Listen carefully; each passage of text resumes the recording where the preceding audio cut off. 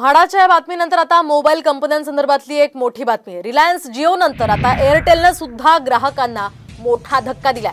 Reliance जिओच्या मार्गावर चालत भारती एअरटेलने सुद्धा आपले टॉप अप प्लॅन महाग केलेत। तर आता एअरटेलच्या ग्राहकांना जास्त किंमत देऊन टॉप अप प्लॅन खरेदी करावे लागणार आहेत। प्रीपेड आणि पोस्टपेडच्या दरांमध्ये ही वाढ करण्यात आली आहे। 179 रुपयांचा प्लॅन आता 199 रुपयांना मिळणार आहे, तर 399 रुपयांचा पोस्टपेड प्लॅन आता 449 रुपयांना मिळणार आहे। 3 जुलैपासून हे नवे दर लागू होणार आहेत।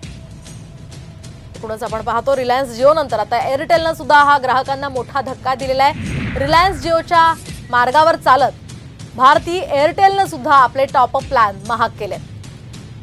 एअरटेलच्या ग्राहकांना आता जास्त किंमत देऊन टॉप अप प्लॅन खरेदी करावे लागणार आहे। आतापर्यंत खरं तर काहीसे कमी दराने एअरटेलचे प्लॅन्स होते, आता मात्र 3 जुलैपासून हे नवे दर लागू होतील। प्रीपेड आणि पोस्टपेडच्या या दरांमध्ये ही वाढ करण्यात आली आहे। त्यामुळे आता 179 रुपयांचा प्लॅन 199 ला मिळणार आहे।